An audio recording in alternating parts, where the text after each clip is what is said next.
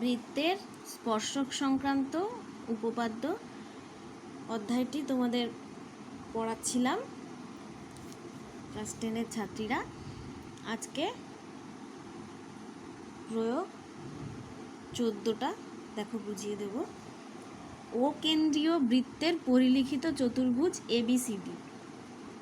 তাহলে একটা বৃত্ত আঁকি যার কেন্দ্র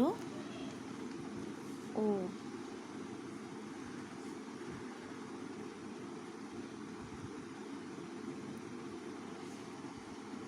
পরিলিখিত চতুর্ভুজ ABCD। তাহলে পরিলিখিত চতুর্ভুজটা আঁকি।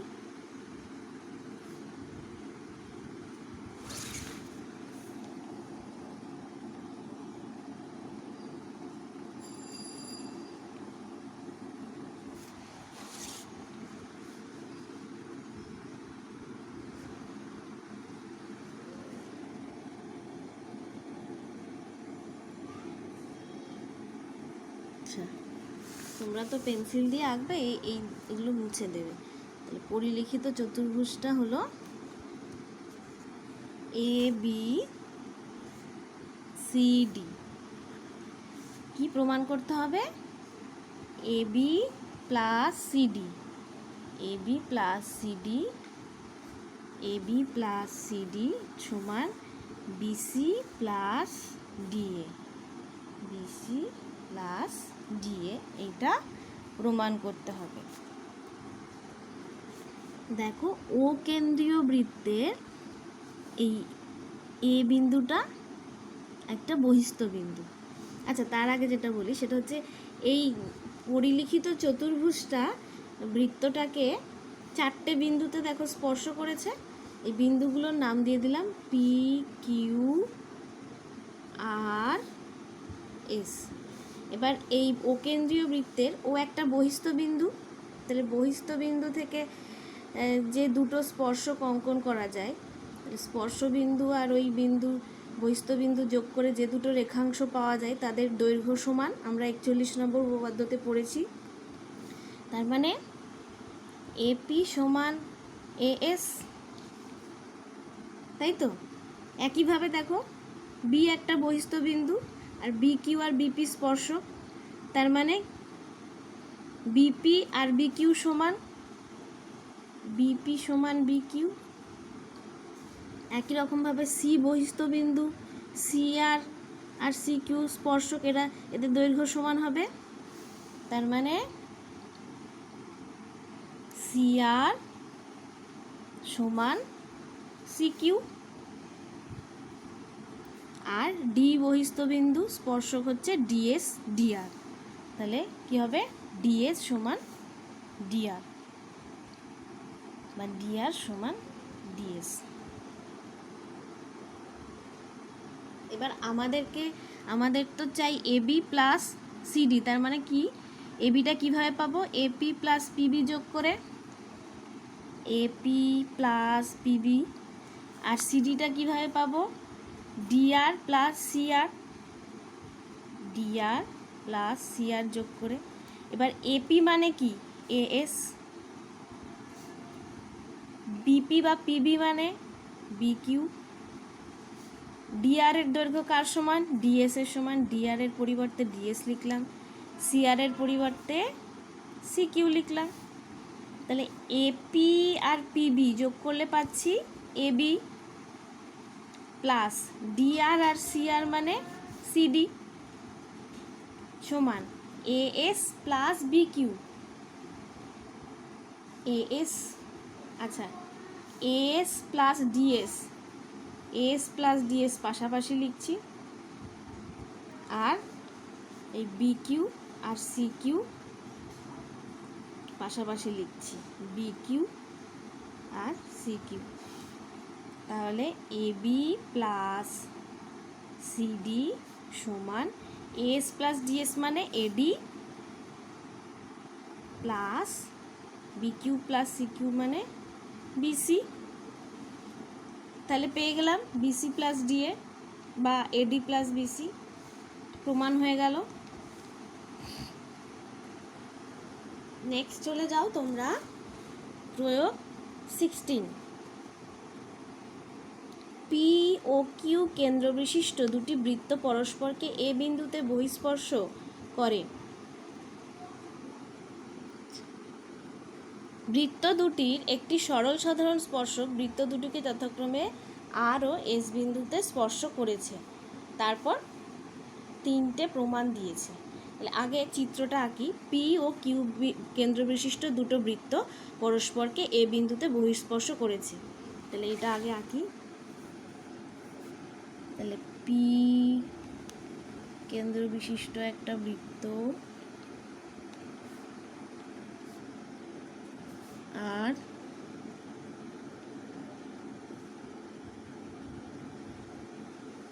কিউ কেন্দ্র বিশিষ্ট আরেকটা বৃত্ত পরস্পরকে বহিঃস্পর্শ করেছে এ বিন্দুতে। বৃত্ত দুটির একটি সরল সাধারণ স্পর্শক হচ্ছে আর এস। এটা হচ্ছে সরল সাধারণ স্পর্শক বৃত্তটিকে পি কেন্দ্রীয় বৃত্তকে আর বিন্দুতে এবং কিউ কেন্দ্রীয় বৃত্তকে এস বিন্দুতে স্পর্শ করেছে। প্রমাণ করতে হবে কি কি? এ বিন্দুতে অঙ্কিত সাধারণ স্পর্শক আর এস সরলরেখাংশকে টি বিন্দুতে সমদ্বিখণ্ডিত করে। আচ্ছা, তাহলে এ বিন্দুতে সাধারণ স্পর্শকটা অঙ্কন করলাম, ধরলাম ওই স্পর্শকটা আর এসকে টি বিন্দুতে ছেদ করেছে। প্রমাণ করতে হবে কি? টি বিন্দুতে এই এটি আর এসকে সমদ্বিখণ্ডিত করে। তাহলে 1 নম্বর প্রমাণ কি করব? আর টি সমান টিএস, এটা 1 নম্বর প্রমাণ করতে হবে। নেক্সট কি বলেছে? আর এ এস এক সমকোণ। আর এ এস কোণ আর এ এস এক সমকোণ। থার্ড, যদি পিটি ও কিউটি, পিটি আর কিউটি কোনটা? তাহলে পিটিটা যোগ করে নিই, পি আর টি বিন্দুটা, আর কিউ আর টি বিন্দুটা যোগ করে নিই। এ আর ও এ এস কে, তাহলে এ আর এ এসটা যোগ করে নিই।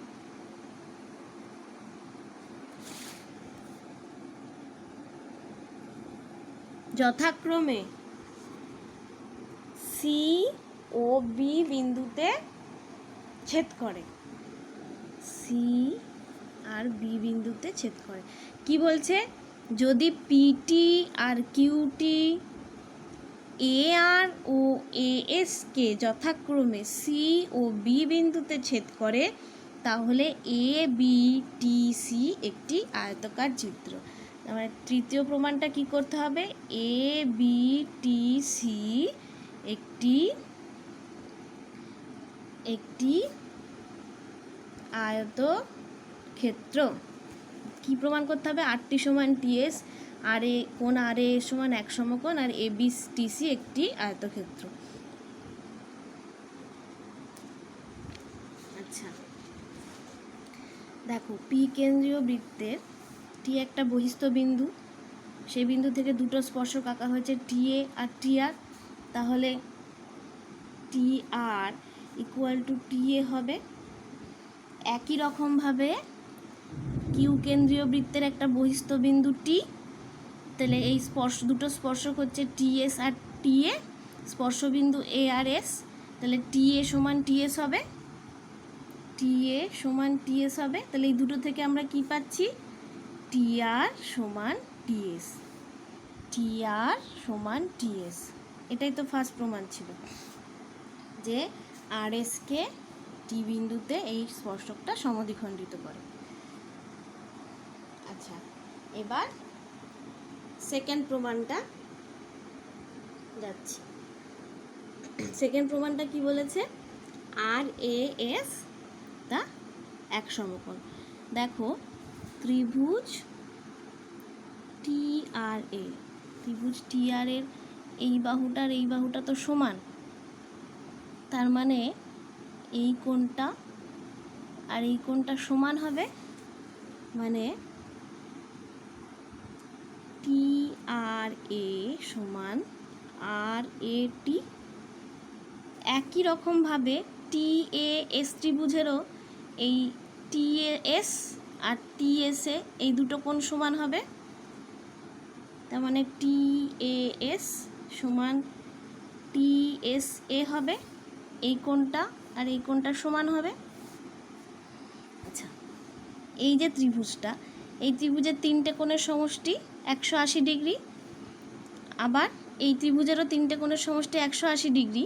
তাহলে দুটো ত্রিভুজের মোট কোণগুলোর সমষ্টি 360। তার মধ্যে দেখো এটাই 180 ডিগ্রি। তাহলে এই যে চারটে কোণ পড়ে রইল, এই চারটে কোণের সমষ্টি হবে 180 ডিগ্রি। এটা 180, এই চারটে 180 ডিগ্রি, তাহলে হলো টোটাল 360। তাহলে এই চারটে কোণের সমষ্টি 180 ডিগ্রি। লিখে দিই, T R A plus R A T plus T A S plus T S A সমান 180 ডিগ্রি। এবার টি আর এর পরিবর্তে এই যে এই কোণটার পরিবর্তে আমি আর এ টি লিখতে পারি, তাই তো? তাহলে টি আর এর পরিবর্তে আমি লিখলাম আর এ টি। এখানে আরেকটা আর এ টি রয়ে গেছে, তার মানে 2 R A T plus T A S plus T S A. T S এর পরিবর্তে আমি টি এস এর পরিবর্তে আমি টি এ এস লিখতে পারি। তাহলে এই জায়গায় আমি লিখব টি এ এস, বাট দুটো মিলে হলো 2 টি এ এস সমান 180 ডিগ্রি, বা 2 R A T plus T A S সমান 180 ডিগ্রি, বা আচ্ছা আর A T R T A S মিলে কত হচ্ছে? আর এ এস কোণ, তাহলে 2 কোণ আর এ এস সমান 180 ডিগ্রি। তাহলে আর এ এস সমান হয়ে গেল 90 ডিগ্রি। সেকেন্ড প্রমাণটা হয়ে গেল। এবার থার্ড। আচ্ছা, থার্ড প্রমাণটার জন্য দেখো, আচ্ছা পিটি এই আর টি এ কোণটাকে কিন্তু সমদ্বিখণ্ডিত করে। তোমরা আরেকবার 41 নম্বর উপপাদ্যটা ভাবো, ওটা কি ছিল? বহিস্থ বিন্দু পি থেকে দুটো স্পর্শক এঁকেছিলাম ও কেন্দ্রীয় বৃত্তে এ বি। তারপর কি করেছিলাম? পি এ সমান পিবি আর এই কোণটা সমান প্রমাণ করেছিলাম। কিভাবে? এই দুটো কোণ, এই দুটো ত্রিভুজ পি ও এ আর পি ও বি, এই দুটো ত্রিভুজকে আমরা সর্বসম প্রমাণ করেছিলাম। তাহলে সর্বসম হলে এই কোণটা আর এই কোণটাও সমান হবে। তাহলে সেইভাবেই আমরা পাচ্ছি যে এই কোণটা আর এই কোণটা সমান। একইভাবে এই এ টি এস কোণকেও টি কিউ সমদ্বিখণ্ডিত করবে, তাই তো? তাহলে এই পি টি এ কোণ পি টি এ প্লাস কোণ কিউ টি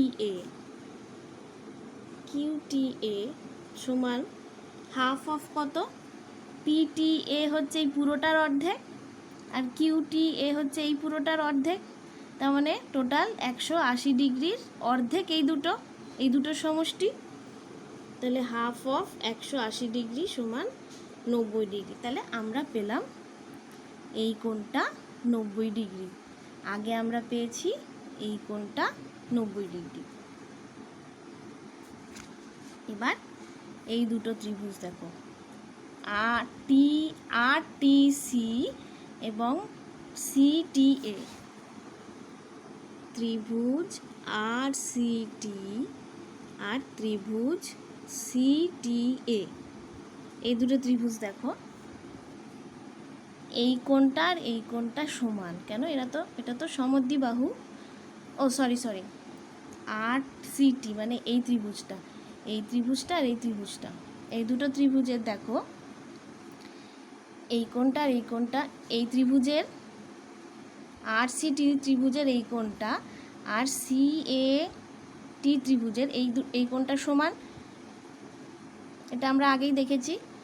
আচ্ছা, সিটি হচ্ছে সাধারণ বাহু আর এই কোণটার এই কোণটা সমান আমরা এক্ষুনি বললাম। তার মানে তিনটে শর্ত ফুলফিল করে গেছে। তাহলে এই ত্রিভুজ দুটো কি সর্বসম? এই ত্রিভুজ দুটো হলো সর্বসম, মানে আর সিটি আর সিটি এ দুটো ত্রিভুজ সর্বসম হলো। সর্বসম হলে আমরা বলতে পারি এই কোণটা আর এই কোণটা সমান। তাহলে একটা রেখার ওপর আর একটা রেখা দণ্ডায়মান হয়ে এরা সমান কোণ উৎপন্ন করেছে, সেটা কখন হয়? এই দুটো কোণই তখন কি হবে? 90 ডিগ্রি হবে। তাহলে আমরা পেয়ে গেলাম এই টি সি এই কোণটা 90 ডিগ্রি। এবার যেভাবে আমরা এই কোণটা 90 ডিগ্রি পেলাম, সেই একইভাবে এই দুটো ত্রিভুজ মানে টিবিএস এইটা আর টিএবি এই দুটো ত্রিভুজ সর্বসম প্রমাণ করে আমরা পাবো এই কোণটাও 90 ডিগ্রি। বুঝতে পারছো তো? তাহলে এ বি টি সি এই যে চতুর্ভুজটা, এই চতুর্ভুজের দেখো সবকটা কোণই 90 ডিগ্রি, মানে বিপরীত কোণগুলো সমান। এ বি টি সি চতুর্ভুজের বিপরীত কোণগুলো সমান। একটা চতুর্ভুজের যদি বিপরীত কোণ সমান হয় তাহলে সেই চতুর্ভুজটা কি হয়? সামান্তরিক। তার মানে এ বি টি সি হচ্ছে একটা সামান্তরিক। এবার সামান্তরিকের একটা কোণ সমকোণ, তাহলে সেই সামান্তরিককে আমরা কি বলি? আয়তক্ষেত্র। তাহলে এটা একটা আয়তক্ষেত্র। তাহলে তিনটে প্রমাণই হয়ে গেল। তোমরা আরও যে প্রয়োগগুলো আছে ওগুলো নিজেরা দেখো বুঝতে পারছো কি না, না হলে গ্রুপে জানাও, সেগুলো দিয়ে আমি আবার দরকার প্রয়োজন পড়লে আবার ভিডিও তোমাদের দিয়ে দেবো।